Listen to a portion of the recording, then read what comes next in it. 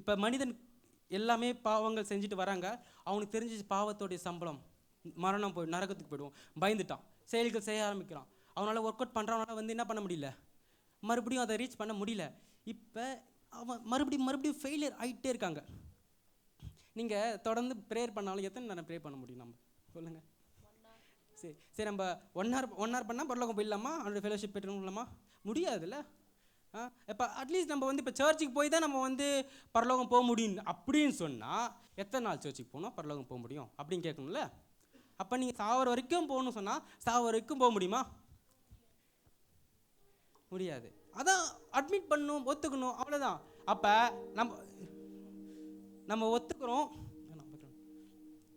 நம்ம வந்து ஒத்துக்கணும். ஆக்சுவலி என்னன்னா, என்னால் எங்கே போக முடியாது, பரலோகம் போக முடியாதுன்னு சொல்லிட்டு நம்ம ஒத்துக்கணும். யார்கிட்ட? கடவுள்கிட்ட. இப்போ கடவுளுடைய ஆக்ட் என்ன தெரியுமா, அவருடைய செயல் என்ன தெரியுமா? நெக்ஸ்ட் ஸ்லைட் பாருங்க. இப்போ நம்ம வந்து யாருமே பயப்பட தேவையில்லை, ஏன்னா நம்ம பாவங்கள் செஞ்சுருக்கோம், நம்ம ஒத்துக்கிட்டோம். யார்கிட்ட? இப்போ அவங்க சொன்னாங்க பார்த்தீங்களா, என்ன சொன்னாங்க? என்னால் முடியாது சொன்னாங்க பார்த்தீங்களா, அதுதான் நம்ம செய்யணும். அதுதான் ஆன்சர். ஆக்சுவலி நம்ம வந்து பரலோகம் போவதற்கும் தேவனுடைய உறவை பெற்றுக்கொள்வதற்கும் செயல்கள் செய்வதை நிறுத்திட்டு இந்த ஆன்சர் தான் ஒவ்வொரு கிறிஸ்டியன்ஸும் சொல்லணும். என்னது? ஐ காண்ட், என்னால் முடியாது. ஐ கேனாட், என்னால் முடியாது. அவ்வளோதான். இதுதான் உண்மையான ஆன்சர். இது எல்லாமே நம்ம ஒத்துக்கிறோமா? நம்மளால் முடியாது. எங்கே போக முடியாது? பரலோகம் போக முடியாது. ரெண்டாவது, தேவனுடைய உறவை பெற்றுக்கொள்ள நம்மளால் முடியாது. ஏன்னா அவர் வந்து கம்ப்ளீட்டான ஹோலினஸ், அவர் வந்து பூரண சத்குணர். ஆனால் நம்ம லெவல் பரிசுத்தத்தை நம்ம அவர் கூட ஈக்குவல் பண்ண முடியுமா? ஏன்னா அவர் இருக்கிற இடம் பரலோகம். அந்த இடத்துக்கு நம்ம போகணும் ஆசைப்பட்டு நிற்கிறோம். நம்ம ஆசை ரொம்ப பெருசு, புரியுதுங்களா? இப்போ ஒரு மோடி இருக்கிற இடத்துக்கு நம்ம போகணும்னா அட்லீஸ்ட் நம்ம என்னென்ன செய்யணும்? நம்ம நிறைய செயல்கள் செஞ்சிடணும். அப்போ கூட ரொம்ப கஷ்டம். அதேமாரி அவர் யாருன்னா பரிசுத்தம் உள்ளவர். அந்த இடமே பரிசுத்தம். அப்போ அந்த இடத்துக்கு போகணும் ஆசைப்பட்டோம்னா நம்ம எப்படி இருக்கணும்? நம்ம பரிசுத்தமாக இருக்கணும். ஆனால் அதுதான் நம்மளால் முடியாதே. ஸோ எப்படி தான் போகிறது? அப்போ யார் தான் இதுக்கு தீர்வு கொடுக்குறது?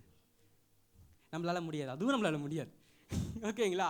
அதான் ஆன்சர். நம்மளால் எதுவுமே முடியாது. காட் தான் ஆக்ட் பண்ண முடியும். கடவுள் மட்டும் தான் செய்ய முடியும். அவ்வளோதான். நம்மளால் ஒன்றுமே செய்ய முடியாது. இதுதான் நம்ம ஒத்துக்கணும். ஏன்னா அவர் தான் அங்கே வந்து யார்? அல்டிமேட் ஹீரோவே அவர் தான் அங்கே செய்ய முடியும். நம்ம எல்லாமே அவரோட எனிமீஸ். இப்போ புரியுதுங்களா? எப்போ நம்ம பாவம் செஞ்சோமே அப்போவே நம்ம மனிதர்கள் யார் ஆகிட்டாங்க? காடுக்கு எனிமீஸ், அப்போனண்ட்டை நின்று இருக்கோம் நம்ம. இருக்கீங்களா? இப்போ கடவுள் என்ன பண்ணுறாருன்னா மனித குலத்தில் பார்க்குறாரு. அவர்கள் செயல்கள் செய்து அவரால் பரலோகம் வர முடியாது. ஸோ நான் தான் என்ன பண்ணி ஆகணும்? இதுக்கு தீர்வு கொடுக்கணும். ஏன்னா அவர் தான் அங்கே அல்டிமேட் ஹீரோ. அவரால் மட்டும் இதை பண்ண முடியும். ஏன்னா அவர்கிட்ட தான் பரிசுத்தமும் இருக்குது. அவர் நினச்சா தான் அங்கே இடம் கொடுக்க முடியும் பரலோகத்தில். அதனால் அவரே மனசை இறங்கிட்டார். என்ன பண்ணுறாரு? அவருடைய குமாரனை இயேசு கிறிஸ்துவை அனுப்பி என்ன பண்ணணும்? இந்த மனுஷங்க என்ன பண்ணிட்டாங்க? பாவம் செஞ்சுட்டாங்க. ஜஸ்ட் அவங்க பரிசுத்தம் வாழணும்னா அவங்க பாவங்கள் மன்னிக்கப்படணும். அதுக்கு புனிதமான ரத்தம் சிந்தி ஆகணும். புனிதமான ரத்தத்தை அவங்களால கொடுக்க முடியாது. ஏன்னா அவங்க ஓடுற ரத்தம் எல்லாமே என்ன ரத்தம்? பாவமான ரத்தம். ஆட்டு ரத்தத்தை கொடுத்து நம்ம பரலோகம் போக முடியாது. அது அஞ்சரி. அவ்வளோ கீழ்த்தனமானவரா கடவுள். புரியுதுங்களா? அந்த அளவுக்கு அவர் வந்து இழிவானவரா கடவுள். நம்ம சின்ன ஒரு பூச்சியை கொண்டுட்டு நம்ம வந்து பரலோகம் போகிறதுக்கு நம்மளால் அவர் திருப்திப்படுத்த முடியாது. அதனால தான் அவரே அவருடைய உயிரை கொடுக்குறார். ஸோ இதுதான் வந்து அங்கே ஆக்ட். அவருடைய கடவுள் எந்த அளவுக்கு இங்கே பாசமாக இருக்கிறார் தெரியுதா? அவரே அவரோட எந்த மனுஷனால் ஒன்றுமே செய்ய முடியாதுன்னு தெரிஞ்ச உடனே ஓகே நான் தான் எதாவது பண்ணி ஆகணும். ஸோ அவர் என்ன பண்ணுறாரு? அவரோட உயிரை அங்கே மனித குலத்துக்காக கொடுத்துட்டு, ஸோ ஜீசஸ் என்ன பண்ணுறாரு? ரத்தத்தை சிந்தின உங்களுக்கு தெரியும். அவர் சிலுவைக்கு போனார், மரித்தார், உயிரோட 3 நாள்ல எழுந்தார். இப்போது என்ன நடக்குதுன்னா ஒரே ஒரு விஷயம் தான் நம்ம பண்ணோம். நான் இப்போ ஃபஸ்ட் சொன்னல நம்மளால் முடியாதுன்னு. இப்போ யாரால் முடியும்? ஜீசஸால் தான் முடியும். அவ்வளோதான். இப்போ நம்மளால் முடியாது. ஜீசஸால் மட்டும்தான் முடியும். யாரை கொண்டு போகிறதுக்கு? நம்மளை கொண்டு போகிறது. இதுதான் வந்து ஆக்சுவலி ஒரு தீமை. இதுதான் வந்து ஆன்சர். பரலோகம் போகிறதுக்கு யாரால் முடியும்? ஜீசஸால் மட்டும்தான் முடியும். ஸோ த்ரூ ஹிம், அதாவது அவர் வழியாக தான் நம்ம போக முடியும். புரியுதுங்களா? நாம் பரலோகம் நம்மளுடைய செயல்கள் மூலியமா, நம்ம ஜபிக்கிறது மூலியமா, இல்லை நம்ம ஊழியம் செய்வது மூலியமாவோ, சர்ச்சுக்கு போகிறது மூலியமாவோ, இல்லைன்னா நம்ம செயல்கள் எது செஞ்சாலுமே நம்ம எப்படி போக முடியாது? பரலோகம் போக முடியாது. அப்போ யார் வழியாக தான் போக முடியும்? அந்த உன்னதமான பரிசுத்தர் மூலியமாக மட்டும்தான். யார்? ஜீசஸ். ஸோ இயேசு கிறிஸ்து சிலுவைக்கு போனதையும் அவர் வந்து மரித்தார், ஓகேங்களா. நம்ம அவர் என்ன பண்ணணும்னா யோவான் 3ஆம் அதிகாரம் 16ஆம் வசனம், பைபிள்ல பயங்கரமான வசனம் இதுதான். தேவன் தம்முடைய ஒரே பேரான குமாரனை விசுவாசிக்கிறவன் எவனோ அவன் கெட்டு போகாமல் நித்திய ஜீவனை அடையும்படிக்கு அவரை தந்தருளி இவ்வளவாய் உலகத்தில் அன்பு கூர்ந்தார். தேவனுடைய அன்பை வந்து வெளிப்படுத்துது. எப்படி வெளிப்படுத்துறதுன்னா, தேவன் வந்து அவருடைய குமாரனை கொடுத்துட்டார். இப்போ யார் எந்த கிறிஸ்டின் சொல்ல முடியாது, நம்ம ப்ரேயர் பண்ணும்போது ஆண்டவரே என் ஜபத்தை கேட்டு எனக்கு எதுவுமே செய்ய மாட்டார் சொல்லிட்டு சொல்ல முடியாது. ஏன் சொல்ல முடியாது? அவர் கொடுக்க நீ ஜபம் பண்ண கேட்டோம்ல, நம்ம அதை விட பெருசாகவே அவர் கொடுத்துட்டார். அதுக்கு மேலே நம்ம கேட்குறோன்னா இயேசு கிறிஸ்துவை இழிவுபடுத்துறோன்னு அர்த்தம். புரியுதுங்களா? அப்போ இயேசு கிறிஸ்து ஒர்த்து கிடையாது, அதோட பெருசாக அவனுக்கு கேட்குறேன் எனக்கு கொடுங்கன்னு அர்த்தம். அப்போ நம்ம எப்போவுமே கிறிஸ்டியன்ஸ் என்ன தெரியுமா, இயேசு கிறிஸ்து பெரியவர், அவர் விசுவாசித்தால் போதும் நம்ம எங்கே போக முடியும்? பரலோகம் போக முடியும். இயேசு கிறிஸ்து மூலியமாய் பரலோகம் போக முடியும், வேற நம்மளுடைய செயல்கள் மூலியம் பரலோகம் போக முடியும். ஓகே, இப்போ நெக்ஸ்ட் ஒரு கேள்வி வரும். அப்போ தான் எல்லாருமே தானே இயேசு கிறிஸ்துவை விசுவாசிக்கிறாங்க, எல்லா ரிலீஜியன் பீப்புள் தானே இயேசு கிறிஸ்துவை ஏற்றுக்கிறாங்க, அவரை நம்புகிறாங்கல்ல. ஸோ எல்லாருமே பரலோகம் போகலாமா? நெக்ஸ்ட் கொஸ்டின் வரும்ல, விசுவாசிக்கிறதுனா என்னது? அவரை நம்புறது. ஓகே, விசுவாசிக்கிறதுனா என்னது? ஓகே, நான் ஆச்சர மாட்டேன். ஓகே ஓகே, இயேசு கிறிஸ்து இந்த பூமிக்கு வந்தார் நம்புறீங்களா? இந்த பூமிக்கு வந்தார்னு ஹிஸ்ட்ரி மூலயமா நமக்கு நம்பிக்கை இருக்கும், ஏன்னா எவிடன்ஸ் இருக்குது. ஜீசஸ் வந்து செத்து போனாருன்னு நம்புறீங்களா? நம்புறீங்களா? எஸ் ஆர் நோ சொல்லுங்கப்பா. எஸ். அவர் ஊழியம் பண்ணாருன்னு நம்புறீங்களா? எஸ். அவர் வந்து செத்து மறுபடியும் உயிரோட எழுந்தார் நம்புறீங்களா? அவர் போனாருன்னு நம்புறீங்களா? மறுபடியும் ஒரு வாரம் நம்புறீங்களா? ஓகே, நம்பிட்டீங்களா? இப்போ நீங்கள் நம்புறேன்னு சொன்னது எல்லாமே நீங்கள் பார்த்தீங்களா? இப்போ நீங்கள் நம்புறேன்னு சொன்னீங்களா, அது எல்லாமே நீங்கள் பார்த்தீங்களா? ஸோ இதுக்கு பேர் தான் விசுவாசம். புரியுதா? சிம்பிளாக புரிஞ்சிச்சா? இப்போ நீங்கள் நம்புறேன்னு சொன்னதை நீங்கள் எதுவுமே நீங்கள் பார்க்கவே இல்லை, அதுக்கு பேர் தான் என்னது? விசுவாசம். நீங்கள் நம்பிட்ட ஒரு விஷயம் பார்த்துட்டு நம்பிட்டீங்கன்னா அது பேர் நம்பிக்கை. ஓகேங்களா? இப்போ இயேசு கிறிஸ்து மேலே நாம் அதை தான் வைக்கணும், விசுவாசம். புரியுதுங்களா? இப்போ சரி, இயேசு கிறிஸ்து மேலே விசுவாசம் வச்சாச்சு. இப்போ நீங்கள் சொன்னீங்க நம்புறேன்னு, இதை வந்து எல்லா மத மக்களுமே நம்புகிறாங்க. அப்போ எல்லாருமே பரலோகம் போவாங்களா? அடுத்த கேள்வி இருக்குல்ல, அதுக்கு என்ன ஆன்சர்னா, அவங்க நம்புகிற விதமாக நாம் நம்பலை. புரியுதுங்களா? எல்லா ரிலீஜியும் எப்படி இயேசு கிறிஸ்து இருக்கிற நம்புறாங்க, இயேசு கிறிஸ்துவை விசுவாசிக்கிறாங்க, அவர் பரலோகம் போனார் நம்புறாங்க, அவர் மரித்தார்னு நம்புறாங்க. ஆனால் நாம் என்னமா விசுவாசிக்கிறோம்? யாரா சொல்லுங்க. திரும்பி வருவார்னு சில பேர் நம்புறாங்க. உண்மையா நம்ம என்ன விசுவாசிக்கிறோன்னா, என்னுடைய பாவங்கள் சிலுவையில் ஏற்றுக்கொண்டது அவர் மட்டும்தான், அவர் மூலியமாக தான் நான் பரலோகம் போவேன் என்பதை நாம் விசுவாசிக்கிறோம். ஆனால் மற்ற ரிலிஜியன் பீப்புள் அதை நம்ப மாட்டாங்க. அவங்க வந்து இயேசு கிறிஸ்துவை நம்புவாங்க, ஆனால் அவங்க செயலுக்கு மூலியமாக நான் பரலோகம் போவேன்னு தான் நம்புவாங்க. புரியுதுங்களா? ஆனால் நாம் கிறிஸ்தவர்கள், நம்ம இயேசுவை ஏற்றுக்கொண்டவர்கள் நம்ம எப்படி தெரியுமா? இயேசு கிறிஸ்துவை ஏன் நம்புறோம்னா, என்னுடைய பாவங்களுக்காக யார் சிலுவைக்கு போயிருந்தா? இயேசு கிறிஸ்து. தேவனுடன் அந்த உறவை சொல்லலாம், அந்த ஃபெலோஷிப்பை மறுபடியும் அதை வந்து கொடுக்க போகிறது யாரு? இயேசு கிறிஸ்து. அப்போ என்னோட செயல்கள் இங்கே எதுவுமே ஆக்ட் ஆகலை.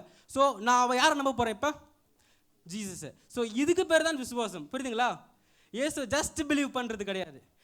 நீங்கள் என்ன பிலீவ் பண்ணுறீங்க? இயேசு கிறிஸ்து, நான் என்னுடைய பாவங்கள் மன்னிக்கப்பட்டது, எல்லா பாவங்களுமே, ஒரு பாவங்கள் கூட அங்கே மிஸ் ஆகலை. புரியுதுங்களா? இது வரைக்கும் நம்ம எல்லா பாவங்களுமே மன்னிக்கப்பட்டுருச்சு, ஒரு பாவங்கள் கூட மிஸ் ஆகலை. எல்லா பாவங்களுக்கான தீர்வை யார் கொடுத்தா? இப்போ ஜீசஸ். நான் ஏதாவது நான் அதை ப்ரே பண்ணேனாங்க, என் ப்ரேயர் கூட அங்கே ஆக்ட் ஆகலை, என்னோடய பைபிள் ரீடிங் கூட அங்கே செயல்படலை, நான் ஊழியம் பண்ணது கூட செயல்படலை. எதுவுமே நம்ம செயல்படாமல் இயேசு கிறிஸ்துவை நம்ம விசுவாசிக்கிறதுனால நம்ம எங்கே போக போகிறோம்? பரலோகமும் அவருடைய உறவை நம்ம பெற்றுக்கொள்ள போகிறோம். அப்போ நமக்கு புது நம்பிக்கை கிடைக்குது. நாம் அந்த சூசைட் லிஸ்ட்டில் ஒருபோதும் இயேசுவை நம்பினவர்கள் வரமாட்டார்கள். ஏன்னா அவங்க எல்லாருமே இயேசு மேலே ஹோப், அவங்க நம்பிக்கை இயேசு மேலே இருக்கு. ஓகேங்களா? ஸோ இது எந்த கொஸ்டின் இருக்கா? இப்போ இயேசு கிறிஸ்து மூலமா அதை சொல்கிறேன், a person can get a fellowship with God. First இயேசு கிறிஸ்து மூலமே நம்ம வந்து உறவை பெற்றுக்கொண்டுட்டோம். ரெண்டாவது அதை படிங்க, யாராவது படிங்க, எல்லாரும் க்ரௌடாகவே படிங்க. ரெண்டாவது வேர்ட் இருக்குது சால்வேஷன். சால்வேஷன்னா ரட்சிப்பு. நம்ம அதை பார்க்கலாம், டீட்டெயிலாக நம்ம பார்ப்போம் அதை. அடுத்தது இட்டர்னல் லைஃப். இட்டர்னல் லைஃப்னா சாவுக்கு அப்புறமான வாழ்க்கை. அது சாவுக்கு அப்புறம் ஒரு வாழ்க்கை இருக்குது. அதை நம்புறது தான் கிறிஸ்தவம். மற்ற ரிலீஜியன்ஸ் யாரும் நம்ப மாட்டாங்க. இதுதான் வந்து கிறிஸ்டியானிட்டின் ஃபெய்த். என்னன்னா, கிறிஸ்டியானிட்டி நம்பிக்கை என்னன்னா, சாவுக்கு அப்புறம் தான் என் வாழ்க்கை தொடங்குதுன்னு சொல்லிட்டு. ஸோ இதுதான் வந்து யார் கொடுக்குற அந்த சாவுக்கு அப்புறம் அந்த நல்ல வாழ்க்கையை நித்தியம்னா என்ன தெரியுமா, அதுக்கு வந்து ஒரு எண்டே கிடையாது, ஒரு முடிவே கிடையாது, போயிட்டே இருக்கும். அப்படிப்பட்ட வாழ்க்கையை யார் கொடுக்க போகிறா? ஜீசஸ். யாரெல்லாம் பெற்றுக்கொள்ள போகிறாத? அவர் சிம்பிளாக எந்த கிரியைகள் இல்லாமல் விசுவாசிக்கிறவங்க. நம்ம அதுக்கு வந்து எந்த காணிக்கைகளோ பணமோ இல்லை நம்ம ஜபங்களோ நம்ம எதுவுமே நமக்கு செலுத்த தேவையில்லை. அதெல்லாம் செலுத்திட்டோம்னாலே கடவுளை நம்ம மட்டப்படுத்திட்டோம்னு அர்த்தம். புரியுதுங்களா? அவர் நம்ம முடியாதுன்னு அக்செப்ட் பண்ணி ஃபஸ்ட்டு நான் உங்களை நம்புகிறேன், என்ன என்ன பண்ணுறேங்க ஏசப்பா, என்னால் எதுவுமே முடியாது, ஸோ நான் என்ன பண்ண போகிறேன், நீங்கள் மட்டும்தான் என்ன எங்கே பண்ண முடியும், அவர் உறவை கொடுக்க முடியும். என் பாவங்களை இது வரைக்கும் செஞ்சு நம்ம சின்ன வயசுலேருந்து செஞ்ச எல்லா பாவங்கள், முற்கால பாவங்கள், எல்லா பாவங்களும் டோட்டலாகவே யார் மன்னிக்க முடியும்? இயேசு கிறிஸ்து மட்டும்தான் மன்னிக்க முடியும். ரெண்டாவது, அவர் நித்திய வாழ்வை கொடுக்க முடியும். இது எல்லாமே நமக்கு சாவுக்கு அப்புறம். ஆனால் இந்த உலகத்தில் இருக்கும்பொழுது இந்த உறவில் நம்ம கரெக்டாக இருந்தோம்னா அப்படின்னா, அதான் வாக் வித் காட் அப்படின்னா, கடவுள் சொல்கிறதுக்கு நம்ம கீழ்ப்படிந்தோம் அப்படின்னா நமக்கு சமாதானமான வாழ்க்கை கிடைக்கும். இந்த உலகத்தில் அவங்க தான் சூசைட் அட்டென்ட் பண்ண மாட்டாங்க. அந்த ஃபஸ்ட் நான் சொன்னேன்ல, ஃபஸ்ட் லிஸ்ட் பார்த்தோம்ல, எத்தனை லேக்ஸ் அவங்க? 7,20,000 அவங்க தான் அந்த லிஸ்ட்டில் இந்த இயேசுவை விசுவாசிக்கிறவங்க வரமா. ஏன்னா அவங்க பூமியில் அவங்களுக்கு என்ன கிடைக்குது? சமாதானம் கிடைக்குது. சமாதானம் இல்லாதவங்க தான் என்ன பண்ணுவாங்க? அவங்களுக்கு தேவையில்லாத தாட்ஸ்லாம் வந்து டிப்ரெஷன், ஸ்ட்ரெஸ் எல்லாமே, லவ் ஃபெயிலியருக்கு அப்புறம் சூசைட் அட்டன் பண்ணுறது எல்லாமே வரும். சரி, would you accept Jesus as your Lord and Savior? இந்த கொஸ்டின் நம்ம என்ன பதில் சொல்லலாம்? நீங்கள் திங்க் பண்ணுங்கள் ஜஸ்ட். அதாவது இயேசு கிறிஸ்துவை நீங்கள் ஏற்றுக்கொள்வதற்கு, இயேசு கிறிஸ்துவை ஏற்றுக்கொள்வதை தாண்டி இயேசு கிறிஸ்துவை நீங்கள் விசுவாசிக்கிறதுக்கு தயாரா? அவரினுடைய என்ன விசுவாசிப்பார்? ஏன் பாவங்களை அவர் மன்னிப்பார். என்னது? இது வரைக்கும் நான் செஞ்ச பாவங்கள், அது ஒரு குடிக்கிறதா இருக்கலாம், ட்ரக்ஸ் அடிக்ஷனாக இருக்கலாம், இல்லை ஒரு மர்டராக இருக்கலாம், ரேப்பாக கூட இருக்கலாம், சொல்ல முடியாது நம்மளுடைய பர்சனல் லைஃப்லாம். ஸோ எப்படிப்பட்ட ஒரு அக்யூஸ்க்கு நம்ம உட்காந்துறோம். ஸோ அந்த மாதிரி இருக்கும் போது இதெல்லாமே யார் மன்னிக்க முடியும்? இயேசு கிறிஸ்து. ஈஸியாக நம்ம அவர் விசுவாசிக்கிறது மூலயமா. Simple thing. ஸோ இதுதான் வந்து யார் அக்செப்ட் பண்ண மாட்டாங்க தெரியுமா? அது ரிலீஜியன்ஸ் பீப்புள். ஏன்னா அவங்க வந்து பரலோகம் நான் ஏன் ஈஸியாக போகணும், நான் ஏதாவது கொடுக்கணும், நான் ஏதாவது செய்யணும் அப்படின்ற, அப்போ நான் அவங்க மேலே அவங்களுக்கு பெருமை. இப்போ ஒரு வசனத்தை படிக்கலாம், இதுக்கு ஆக்டான ஒரு வசனம், எபேசியர். இப்போ எல்லாரும் பைபிள் ஓப்பன் பண்ணுங்க. எபேசியர் 2ஆம் அதிகாரம் 8-9 வசனங்கள். எல்லாரும் எடுத்துக்கோங்க, எல்லாரும் கொஞ்சம் அப்படியே just look at your Bible.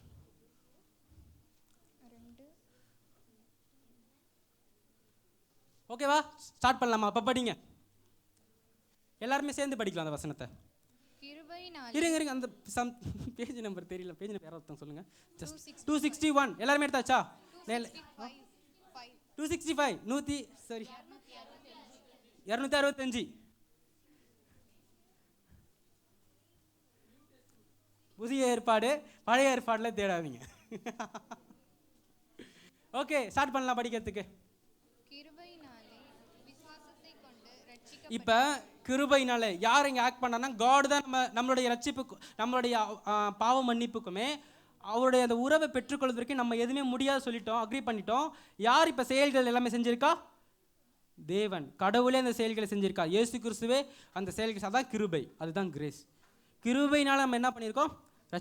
ரட்சிக்கப்பட்டு இந்த நம்ம அப்புறம் பார்க்கலாம். அப்புறம் இது உங்களால் உண்டானதல்ல, இது தேவனுடைய ஈவு. ஓகே, நெக்ஸ்ட் படிங்க, தொடர்ந்து படிங்க, டைம் இல்லை. ஓகே, இருக்கா? இதில் இருக்கா? ஒன்றுமே பெருமை சொல்லக்கூடாது. என்னது? இது அவங்க செயல்னால நான் பண்ணிட்டேன், ஏன் ஜபத்தினால நான் பரலோகம் வந்துட்டேன், நான் காணிக்க கொடுத்ததுனால நான் பரலோகம் வந்துட்டேன், நான் பலி கொடுத்ததுனால, நான் சுவிசேஷம் சொல்லி 10,000 பேரை கொண்டு வந்ததுனால நான் எங்கே போயிட்டேன்? பரலோகம் பண்ண. ஒருத்தம் கூட என்ன பண்ணக்கூடாது? பெருமை பாராட்டக்கூடாது என்பதற்காக அவன் செயல்களை ஆண்டவர் எல்லாத்தையும் நிராகரிச்சிட்டார். நான் தான் இதில் ஆக்ட் பண்ண போகிறேன் கடவுள் சொல்கிறார். உன்னுடைய ரட்சிப்புக்கு, நீ நரகத்தில் தப்பிவிக்கிறதுக்கு அது உன்னால் முடியாது, என்னால் மட்டும்தான் முடியும்னு நீ உணரணும் சொல்கிறதுக்கு தான் நம்முடைய செயல்கள் எல்லாத்தையுமே யார் ரிஜெக்ட் பண்ணுறா? காட். புரியுதுல்ல? கடவுள். அப்போ எல்லா மனுஷங்களுமே ஒன்று என்பது இதுலேருந்து தெரியுது. யாருமே பரிசுத்தவானும் யாரும் வந்து பாவிகளோ கடவுளுக்கும், எல்லாருமே ஒன்றான மக்கள். யாரெல்லாம் அந்த அவருடைய பாவத்தில் விழுந்து போனாங்களோ. சரிங்களா? அப்போ எல்லாருமே டோட்டலாக என்ன பண்ணு, என்ன நீ நம்பு. ஏன்னா இப்போ நம்ம வந்து இப்போ காசு கொடுத்தா பரலோகம் போக முடியும், இல்லை பலி கொடுத்தா பரலோகம் போக முடியும். ஒருத்தன் வந்து 1 லட்சம் கொடுக்கணும், ஒருத்தன் என்ன பண்ணுவான், இல்லாதவன் அவனால் முடிஞ்சது தான் நான் கொடுப்பான். புரியுதுங்களா? அதனால தான் கடவுள் வந்து என்றைக்குமே நம்மளோட செயலை எல்லாத்தையுமே நிராகரிச்சிட்டார். இங்கே நான் மட்டும் தான் என்ன பண்ண போகிறேன், ஆக்ட் பண்ண போகிறேன், என்னோடய செயல் மட்டும் தாங்க இருக்க போகிறேன். ஸோ இப்போ படிங்க, ஒருவனும் பெருமை பாராட்டாத படிக்கிறது கிரியையினால் உண்டாகாமல். ஓகே ஓகே, இது வரைக்கும் போதும். ஓகே, அது வேறு. புரிஞ்சுதா? யாரும் பெருமை பாராட்டக்கூடாதுக்கு தான் கடவுளை இங்கே ஆக்ட் பண்ணிட்டா. சரி, இப்போ நம்ம இங்கே பார்த்தது எல்லாமே நம்ம இப்போ வந்து என்னன்னா, ஆக்சுவலி இது நான் சொல்லி ஆகணும், நமக்கு டைம் இல்லை, பட் நான் ரொம்ப ஃபாஸ்ட்டாக போகிறேன். இப்போ இதுதான் உண்மையான சுவிசேஷமே. புரியுதுங்களா? இதுதான் உண்மையான சுவிசேஷம். இப்போ தவறான சுவிசேஷம்னா என்னென்னா, இது வரைக்கும் அவங்க கரெக்டாக சொல்லுவாங்க, கடவுளை ஏற்றுக்கணும், உன்னுடைய செயல்கள் செய்ய முடியாது சொல்லிட்டு. ஆனால் இயேசுவை ஏற்றுக்கொண்டால் உனக்கு என்ன நடக்கும்னா, உனக்கு வந்து அற்புதம் நடக்கும். ஏன்னா இயேசுவை ஏற்றுக்கொண்டால் உன்னுடைய நோய் சுகமாயிடும். இயேசுவை ஏற்றுக்கொண்டால் உன்னுடைய நோய் சுகமாயிடும். இதையும் ஆட் பண்ணிப்பாங்க. எதை? நமக்கு ரட்சிப்பு உண்டு, கடவுள் உறவு உண்டு, நித்திய வாழ்க்கை உண்டு. இந்த உலகத்தில் உனக்கு சமாதானம் மட்டும் கிடையாதான், அங்கே நான் பீஸ், அந்த சமாதானத்துக்கு அப்புறம் நான் ஃபுல் ஸ்டாப் வச்சுருக்கேன்னா தெரியுதா? ஃபுல் ஸ்டாப் தானே வச்சுருக்கேன். அந்த பீஸ்க்கு அப்புறம் 6th பாயிண்டில் புலி வச்சுருக்கேன்னா. ஆனால் ராங்கான காஸ்பிள், அதாவது தப்பான சுவிசேஷம், அந்த பீஸ் கூட கமா போட்டுப்பாங்க.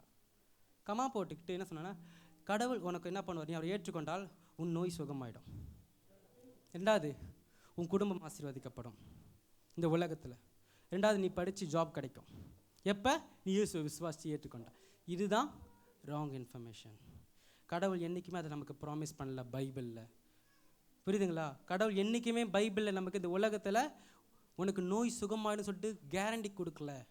ஏன்னா அவருக்கு தெரியும், இந்த பூமியில் ஜஸ்ட் டெம்பரரியாக இருக்க போகிற, எனக்காக வாழ்ந்துட்டு இங்கே வர போகிற நித்தி. அதுதான் ஒரு கன்சிடர், அதுதான் அவரோட பாயிண்ட். அவரோட வியூ எல்லாமே அவரு கூட நீ வாழ்கிற வாழ்க்கை இருக்குதுல்ல, அதை பற்றி தான் அவர் யோசிக்கிறார்.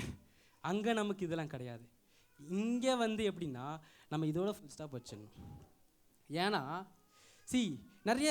நிறைய பேர் இயேசு எல்லாரும் எப்படி ஏற்றுக்கொண்டீங்க அப்படின்னு நம்ம வந்து ஜஸ்ட் செக் பண்ணி பார்த்தா, அவங்க நிறைய பேர் சுவிசேஷத்து மூலமாக இயேசு ஏற்றுக்கொண்டிருக்க மாட்டாங்க. சர்ச்சுக்கு வரவங்க எப்படி இயேசு ஏற்றுக்கொண்டிருப்பாங்கன்னா, அவங்க குடும்பத்தில் அவங்க ஜோம் பண்ணியிருப்பாங்க, யாருக்காவது வியாதி சுகமாயிடும். அந்த வியாதி சுகமாயிட்டதுனால அவங்க இயேசுவை ஏற்றுக்கொண்டிருப்பாங்க. இப்போ இவங்கெல்லாம் உண்மையாக ரட்சிக்கப்பட்டவங்க, இவங்கெல்லாம் உண்மையான தேவனுடைய உறவில் இருக்கிறவங்க இல்லை. இவங்கெல்லாம் சுவிசேஷத்தின் அடிப்படையில் தான் இயேசு கிறிஸ்துவை ஏற்றுக்கொள்ள முடியும். ரோமர் 10ஆம் அதிகாரம் 17ஆம் வசனத்தை படிங்க.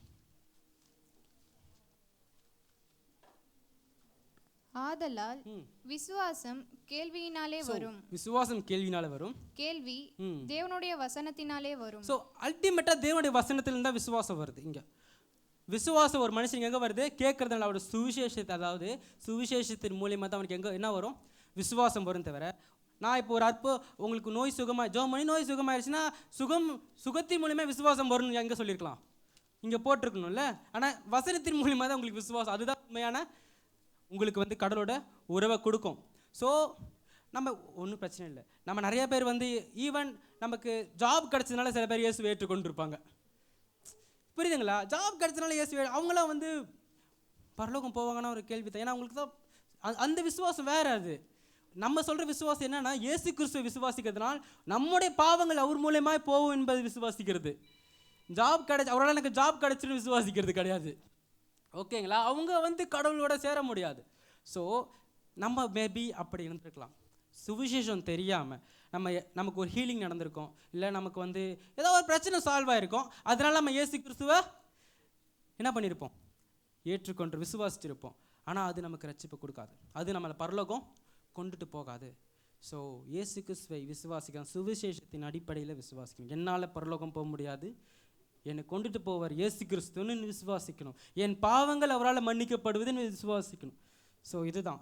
இப்போ அற்புதங்களினால் ஒரு மனுஷன் ரட்சிக்கப்பட முடியாது, பரலோகமும் போக முடியாது. அற்புதங்கள்லாம் இங்கிலீஷில் வந்து மிராக்கல்ஸ்னு எல்லா காஸ்பிள் புக்ஸ்லையும் இருக்கும், மத்தேயு, மார்க்கு, லூக்குன்னு. ஆனால் யோவான் மட்டும் என்ன சொல்லியிருப்பாருன்னா சயின்ஸ்னு சொல்லியிருப்பார். என்னது? சயின்ஸ்னு சொல்லியிருப்பார். இப்போ ஒரு சைன் போர்டு, இப்போ இங்கேருந்து வரத்துக்கு எத்தனை பேர் ஸ்ட்ரகிள் ஆனீங்க? இங்கே வரத்துக்கு எத்தனை பேர் ஸ்ட்ரகிள் ஆனீங்க? வழி தெரியாமல் சொல்கிறேன். ப்ராப்ளி நிறைய பேர் எனக்கு கால் பண்ணீங்க, எனக்கு தெரியும் நீங்கள் கை தூக்க மாட்டேன், ஆனால் எனக்கு நிறைய பேர் கால் பண்ணீங்க இங்கே எங்கே இருக்குது எங்கே இருக்குது எங்கே இருக்குதுன்னு சொல்லிட்டு. அப்போ நிறைய பேர் வந்து ஸ்ட்ரகிளாக நீங்கள் வரத்துக்கு கஷ்டப்பட்டீங்க வழி தெரியாமல். அப்போ சப்போஸ் ஓகா ஆடிட்டோரியம் அந்த குமரன் பார் இருக்குல்ல, அந்த குமரன் பாராண்ட வந்து ஓகா ஆடிட்டோரியம் இங்கே இருக்குன்னு சொல்லிட்டு ஒரு சைன் போர்டு இப்படி வச்சுருந்தேன்னா நீங்கள் எனக்கு ஃபோன் பண்ணியிருப்பீங்களா? பண்ணிக்க மாட்டீங்க. அப்போ அந்த அந்த சைன் போர்டை பார்த்துட்டு சைன் போர்டாண்டே நின்றுடுவீங்களா, இல்லைன்னா இங்கே வந்து இங்கே பைபிள் வசந்தி கேட்பீங்களா, இல்லை அங்கே நின்றுட்டு கேட்பீங்களா? என்ன பண்ணுவீங்க? சைன் போர்டை பார்த்துட்டு என்ன பண்ணுவீங்க? அதுக்கு ஒரு தேங்க்யூ சொல்லிட்டு என்ன பண்ணுவீங்க? இங்கே வரணும். அப்போ யோவான் வந்து ஒவ்வொரு அற்புதங்களையும் அவருடைய பைபிளில் சைனுன்னு தான் கொடுத்துருக்காரு. அப்போ அற்புதங்கள் வந்து ஜஸ்ட் ஒரு சைன் போர்டு, எங்கே போகிறதுக்கு? இயேசு கிட்ட போகிறதுக்கு. இதுதான் இயேசு கிறிஸ்து கிடையாது. அற்புதம் ஒன்றும் இயேசுக்கு. இன்றைக்கி என்னென்ன கிறிஸ்டியன்ஸ் அற்புதத்தை பார்த்துட்டு அவங்களுக்கு நோய் சுகமான உடனே, இல்லை அவங்களுக்கு ஏதோ ஒரு மிராக்கல் நடந்த உடனே அங்கேயே ஸ்டாப் ஆகிடுவாங்க. இங்கேயே எனக்கு இயேசு கிறிஸ்து என்ன பண்ணிவிடுவார்?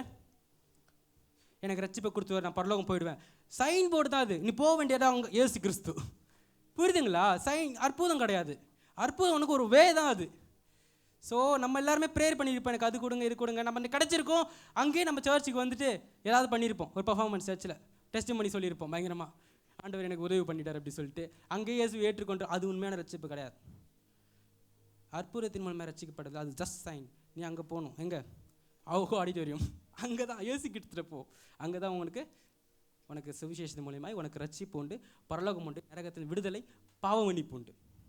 ஓகேங்களா? ஸோ உங்களுக்கு ட்ரூ காஸ்பலுக்கும் தவறான காஸ்பலுக்கும் இருக்க வித்தியாசம் புரிஞ்சிருச்சா? நான் கொஸ்டின் கேட்கலாமா? ரெடியா? உண்மையாவா? ஓகே சரி, நீங்கள் என்ன கொஸ்டின் கேளுங்க இப்போ. ஏன்னா நான் யோசிக்கிறேன், டைம் வந்து இப்போயே வந்து 12:25 ஆகிடுச்சு. ஜஸ்ட் ஒரு ½ hour நான் எடுத்துக்கிறேன், சரிங்களா? இந்த சால்வேஷன் பற்றி நான் எக்ஸ்பிளைன் பண்ணிவிட்டு நான் முடிச்சிடுவோம். அதாவது ரட்சிப்புனா என்னன்னு சொல்லிட்டு. ரட்சிப்புனா என்ன நீங்கள் சொல்லுங்கள். யாராவது ஒருத்தங்க தெரிஞ்சவங்க ரட்சிப்புனா என்னன்னு கொஞ்சம் சொல்கிறீங்களா? சொல்லுங்கள். ஜஸ்ட் அதுதான் ஆன்சர். பாவத்திலேருந்து வெளியில் வருது. ஆனால் வந்து பாவத்திலேருந்து வெளியில் வருதுன்னா ரட்சிப்புனா நம்ம எல்லோரும் ரட்சிக்கப்பட்டோம் அப்படின்னா நம்ம எல்லாருமே பாவத்திலேருந்து வெளியே வந்துட்டோமா? அடுத்த கேள்வியும் வருது இல்லை? எல்லாருமே பாவத்திலேருந்து வெளியே வந்தாச்சா? எல்லாமே பாவத்திலேருந்து வெளியே வந்தாச்சா? எல்லாருமே சூப்பரா? இல்லை, ஈவன் நானுமே பாவத்திலேருந்து நிறைய பாவங்கள்லேருந்து வெளியே வர முடியாது. ஏன்னா பொய் சொல்லுவோம், புரியுதுங்களா? பொய் சொல்லுவோம், பாவம் தானே. நாங்கள் அங்கே நின்றுக்கிட்டே நான் இங்கே சிவாஜியில் நிற்கிறேன்னு பொய் சொல்லுவேன் நான். அது ஒரு பாவம் தானே. அது சில பாவம் இல்லைனால தவிர்க்க முடியாது, புரியுதுங்களா? ஸோ யாருமே அல்டிமேட்டாக பாவத்திலேருந்து வெளியே வரல. நான் ஒன்று சொன்னேன்ல, இயேசுவை ஏற்றுக்கொள்வதன் நீங்கள் இதை பார்த்தா சொன்னீங்களா? Deliverance of sin.